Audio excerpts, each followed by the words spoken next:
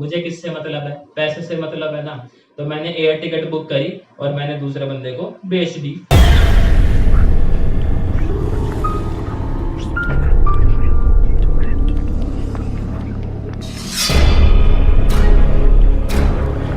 नमस्कार दोस्तों, आप सभी का स्वागत है। मैं दिनेश शर्मा और आप देख रहे हैं साइबर वाला। तो आज देखो मैं आपके लिए लाया हूँ एक बेहद ही सेंसेशनल केस स्टडी। अपने आईसीआईसीआई बैंक फ्रॉड हुआ था, उसकी केस स्टडी देखेंगे आज। बहुत ही क्लासिक एग्जांपल है ये कि अपना स्कैम का। तो मेरे साथ बने रहना, पूरी केस स्टडी समझाऊंगा और आपको फिर कुछ इंपॉर्टेंट बातें बताऊंगा जिससे आप अपने आप को सिक्योर कर सकते हो ताकि आपके साथ ये स्कैम ना हो। तो देखो इसमें हुआ क्या है, अभी थोड़ा हम पढ़ते हैं समझते हैं। मैं आपको ब्रीफ ओवरव्यू भी दूंगा साथ साथ में। कहता है 3 people held guilty is online credit card scam. तो बेसिकली 3 बंदे इन्वॉल्व थे इसके अंदर। और जो अपना स्कैम था वो किसके थ्रू हुआ था? क्रेडिट कार्ड के थ्रू हुआ था ये। Customers credit card details were misused through online means for booking air tickets. ये बंदे क्या करते थे? कस्टमर के क्रेडिट कार्ड से हवाई जहाज की टिकटें बुक करते थे। अपने लिए नहीं करते थे ये, दूसरों के लिए करते थे और उन्हें बेच देते थे। भाई मैं मान लो मैंने कोई क्रेडिट कार्ड हैक करा है, मुझे किससे मतलब है? पैसे से मतलब है ना। तो मैंने एयर टिकट बुक करी और मैंने दूसरे बंदे को बेच दी। तो ये काम करते थे ये। These culprits were caught by the City Cyber Crime Investigation Cell in Pune. तो ये पुणे में जो है हुआ था स्कैम, और पुणे में ही जो इनको पकड़ लिया गया था। जो वहां की सिटी साइबर क्राइम ब्रांच है, उन्होंने धर दबोचा तीनों बागड़ बिल्लों को। अब वो देखते हैं कैसे क्या इनका स्ट्रेटेजी रहता था, कैसे क्या इन्होंने गेम खेला ताकि स्कैम कर पाए। It was found that details misused were belonging to 100 people।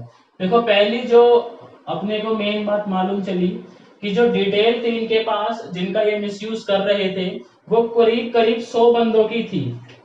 तो अब एक बात समझना, अगर आईसीआईसीआई बैंक है उसके अंदर डेटा ब्रीच होता तो क्या सिर्फ इनके पास 100 बंदों की इंफॉर्मेशन होती? नहीं होती ना। देखो कितनों की होती भाई साहब, लाखों में होती, लाखों में। समझ लीजिए कि आईसीआई बैंक में तो कितने कस्टमर हैं। तो इनके पास लेकिन इंफॉर्मेशन कितने बंदों की थी? करीब करीब 100 बंदों की थी। तो इसका मतलब इन्होंने किसी सर्वर में तो हैक नहीं करा, ना ही इन्होंने कोई डेटा ब्रीच करा है। अब फिर सवाल ये उठता है इनके पास ये 100 बंदों का डेटा आया कहां से? अब वो थोड़ी इंटरेस्टिंग कहानी है, वो समझते हैं। देखो कैसे आया। कहते हैं in these regard mister Sanjeet Mahavir Singh Lukkad. 4 लोगों का नाम लेके घूम रहा है भाई साहब, मेन खिलाड़ी यही है इस कहानी में। तो नाम क्या है? मिस्टर संगीत महावीर सिंह लुक्कड़। हम बोलेंगे इनको लुक्कड़ भाई साहब प्यार से। और सेकंड जो बंदा था इन्वॉल्व वो था इसके अंदर धर्मेंद्र भिका काले। हम इसको काले भाई साहब बोलेंगे। और तीसरा बंदा था अहमद सिकंदर शेख। तीनों ही भाई साहब 4 4 बंदों के नाम लेके घूम रहे हैं, इन्हें हम बोल देंगे शेख साहब। ठीक है। Were arrested. इन तीनों को अरेस्ट किया गया था क्योंकि तीनों ही उसके अंदर दोषी पाए गए थे। लुक्कड़ भाई साहब जो है वो एक प्राइवेट इंस्टीट्यूशन में काम करते हैं, अपना नौकरी पेशे वाले आदमी थे ये। Lukkad being employed at a private institution. अब आप ये बात जानते हो कि जो प्राइवेट इंस्टीट्यूट होते हैं वो कितना सैलरी देते हैं। अब लुक्कड़ को भी बाकी सबकी तरह एक उम्मीद दिखी कि मैं अमीर हो सकता हूँ और मुझे होना भी चाहिए। भाई कोई गलत थोड़ी है अमीर होना, लेकिन गलत तरीके से अमीर होना गलत है। अब लुक्कड़ भाई साहब इसमें फर्क नहीं समझ पाए और उन्होंने एक गलत रास्ता अपना लिया अपने अरमानों को पूरा करने के लिए। आगे देखते हैं। काले जो था लुक्कड़ भाई साहब का दोस्त था, जिगरी यार। और जो शेख साहब है वो एकदम सरकारी बाबू थे। शेख साहब काम करते थे एसबीआई के अंदर। बताओ, सरकारी नौकरी होने के बावजूद इनके मन में क्या आ गया? लालच आ गया कि हम और अमीर हो सकते हैं। तो ये लालच ही तो सब जड़ है, समझ रहे ना। तो इसलिए लालच नहीं करना चाहिए। अभी तक इस कहानी में क्या हुआ है? 3 बंदे हमें दिखे हैं। कौन? लुक्कड़ भाई साहब, अपने काले भाई साहब और शेख भाई साहब। लुक्कड़ भाई साहब किसी कंपनी में काम करते हैं, प्राइवेट कंपनी है। शेख जो है जो अपना ये काले भाई साहब उनके दोस्त है। और शेख जो है वो एसबीआई के अंदर सरकारी बाबू है। तो फिर आगे देखते हैं आगे क्या हुआ इस कहानी के अंदर। काफी इंटरेस्टिंग है, मेरे साथ बने रहो, मजा आएगा देखो आप लोगों को। अब देखो ये समझते हैं वो पकड़े कैसे गए या फिर उनका मोड ऑफ ऑपरेशन क्या था। उनमें से जो वो था ना अपना शेख, शेख क्या था? एसबीआई में था और उसके पास क्या था? क्रेडिट कार्ड का डेटा था कुछ लोगों का। तो शेख क्या करता था, देखो, investigation reveal that details were obtained from SBI. जितने भी जो 100 लोग थे उनकी डिटेल कहां से निकाली गई थी, एसबीआई से निकाली गई थी। अब एसबीआई से निकाली है तो फंस गया कौन, शेख। क्यों, एसबीआई में काम कौन करता है, शेख करता है। तो कहते Sheikh was working in the credit card department, due to this he had access to credit card details of some customers. उसके पास क्या थी, कुछ कस्टमर्स की क्रेडिट कार्ड डिटेल्स थी। जैसे हम करते हैं ना, कार्ड से कार्ड बनवाना हो, तो मान लो मेरे पास आईसीआईसीआई बैंक का कार्ड है और मैं चाहता हूँ मेरा एसबीआई का कार्ड बन जाए, तो उस टाइम पे मुझे अपने आईसीआईसीआई बैंक कार्ड की डिटेल्स वहां पे देनी होती है। He gave that information to लुक्कड़। उसने क्या करा, ये जो इंफॉर्मेशन थी वो लुक्कड़ को दी, पर लुक्कड़ को भी सीधी नहीं दी, पहले उसने काले को दी, जो लुक्कड़ का दोस्त है। काले ने फिर लुक्कड़ को दी। लुक्कड़ क्या करता था, उससे ऑनलाइन एयर की टिकट्स बुक करता था। अब सवाल ये उठता है कि फिर वो पकड़े कहाँ गए। पकड़े यहाँ गए, जो 100 कस्टमर थे उनमें से एक कस्टमर ऐसा था जिसके पास जब भी कोई ट्रांजेक्शन होती थी तो मैसेज आता था।